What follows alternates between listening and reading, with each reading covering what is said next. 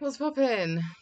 This article was written by Tony Hetherington for the Financial Mail on Sunday, updated 11th of November 2007.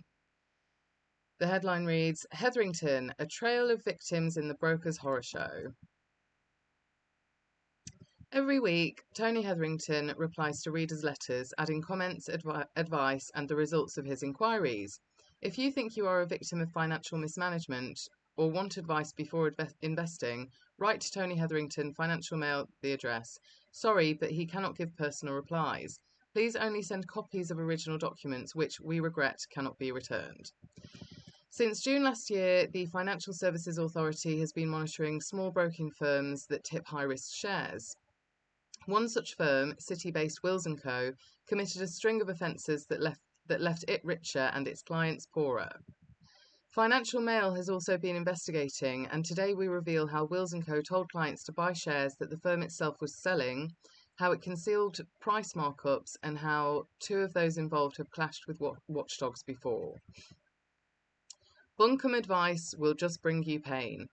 DC writes, I bought 25,000 shares in building firm Sellstone on the advice of a Wills & Co. dealer at a cost of £1,635.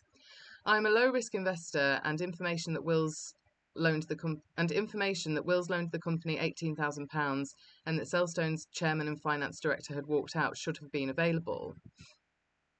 Wills & Co. This is what Tony Hetherington writes. Wills & Co. says you told it you would accept medium risk shares. Since you owned low risk shares, it says this meant it felt able to sell you high risk shares to create an average of medium risk.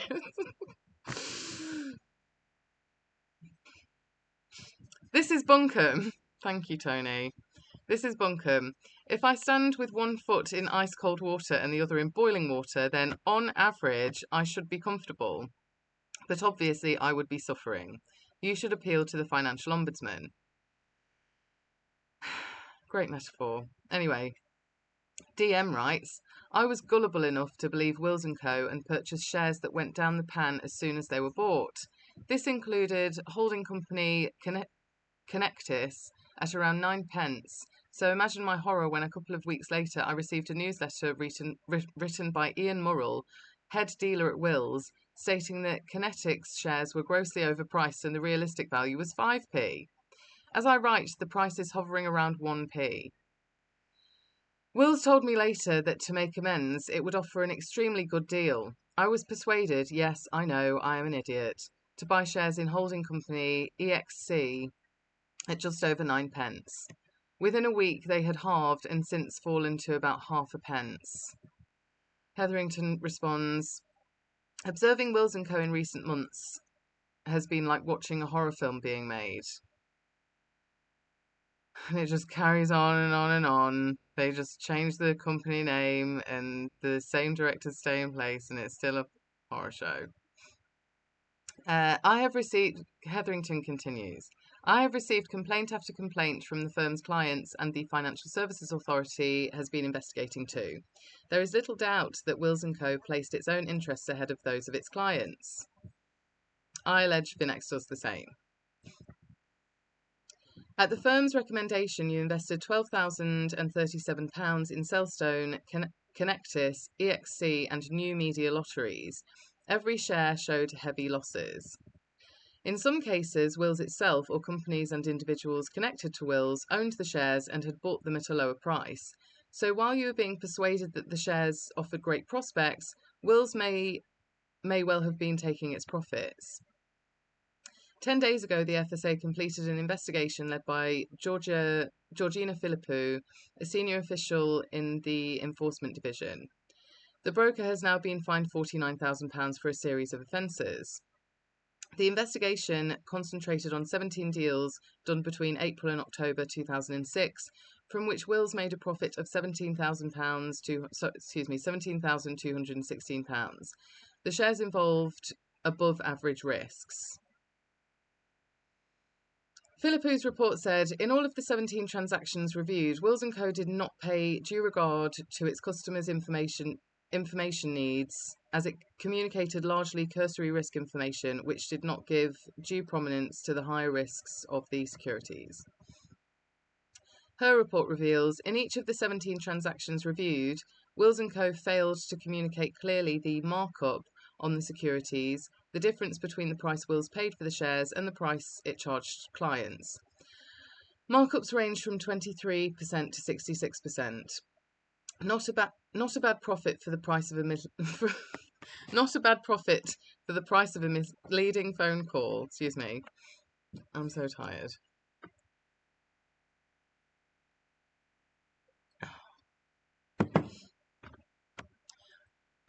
Other offences included misleading clients over charges, failing to monitor the behaviour of salesmen, and in one case telling a client that a particular share would rocket by 40%.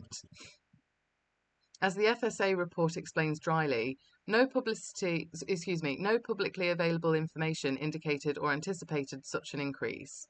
FSA records show that Wills & Co. has not faced disciplinary action before, but this does not give a complete picture.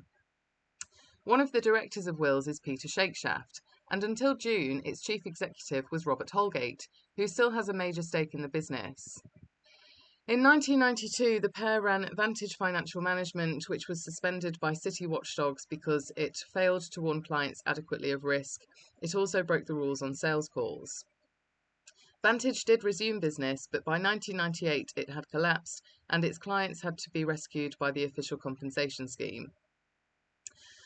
Shakeshaft and Holgate also had a brush with the Serious Fraud Office in 2002 over deals involving high-risk penny stocks. The inquiry was closed with no charges brought. I am very pleased to report that the broker has agreed to buy back all your dud shares. By the time you receive this news, you will have a letter from Wills offering a complete refund of your £12,037 plus £150 for the inconvenience caused. That's generous of you, Peter. Because I haven't been paid. I haven't been paid what I'm owed. Why'd you pay this guy? Is it because Tony Hetherington wrote to you and told you to? It all becomes clear, Hetherington continues. AT writes, in September 2005, I was sold shares in holding company Nadlan, having been informed by Wills & Co. that they were expected to increase in value by 15%, and more likely 30% within 12 months or so. I invested £3,000, and by early 2006, my shares had dropped to about £1,000. Wills advised me to hold. The shares continued to fall, and the last advice in September 2006 was that as they were virtually worthless, you might as well hold them. When I signed up with Wills, I said I would accept medium risk shares, but I believed Nadlan was high risk, and it was sold to me as involving no risks. Well, nothing's no risk, but anyway.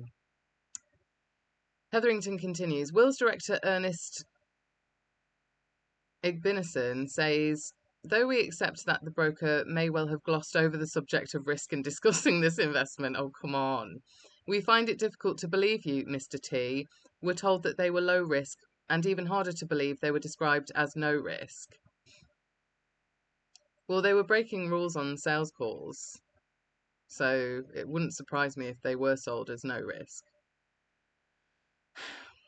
The broker who spoke to you has left the firm, and though there are recordings of your conversations, I have been told they are insufficiently clear to determine what was said. What? After some pressure from me, the firm has admitted it was not a middleman, but was the owner of the Nadlan shares it sold. What?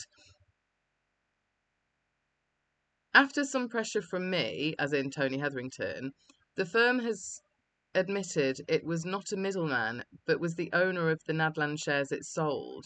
Oh yeah. Yeah, they did this a lot, apparently. Wills will offer you an ex gratia payment of £3,000 to buy back your shares in Nadlan at the price you paid. Nadlan was headed by Manchester businessman Samuel Nathan Khan, and last February I reported that the Financial Services Authority had frozen his assets after shares linked to him were sold by illegal boiler rooms. Much too risky for a pensioner. RTW writes, I was approached by broker Wills & Co. in 2004 to buy shares in Cellstone, which it said was a very good company. I advised Wills I was a low to medium risk investor, though it sent me regular newsletters. I cannot recall any report of Cellstone shares being suspended or withdrawn, which I believe is the case. Hetherington continues, I wrote last May about the relationship between Bradford Building Company, Cellstone and Wills & Co. The broker had lent Cellstone £180,000 convertible into shares at 5p each and had an option to buy a further 3 million shares at the same price. You paid 6.45 per share for your holding of 40,000 shares, and the seller, Wills & Co. And you cannot blame Wills for wanting out. 6 days before you invested, Cellstone revealed it had slipped into the red to the tune of more than £600,000. This was in the wake of a boardroom bust-up that saw the company's chairman and finance director quit. Cellstone shares lost their market listing in 2005, making them effectively worthless to you. I asked Wills how the risky nature of the shares met your request, but nothing more hazardous than a medium risk investment. And I inquired why the shares were suitable for you, a pensioner on about £15,000 a year who could not replace lost savings. The broker said it would buy back your shares at the price paid, £2,580, and added, we would like to offer an additional sum of £150 for the inconvenience caused.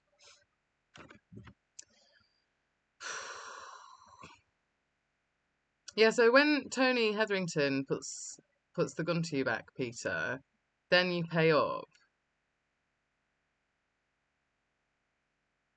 I actually wrote to Tony Hetherington in 2024 offering him my story and what had happened at Vin-X, and he responded saying that he doesn't cover these types of stories anymore, which I don't believe is true because his job title hasn't changed and his coverage doesn't appear to have changed.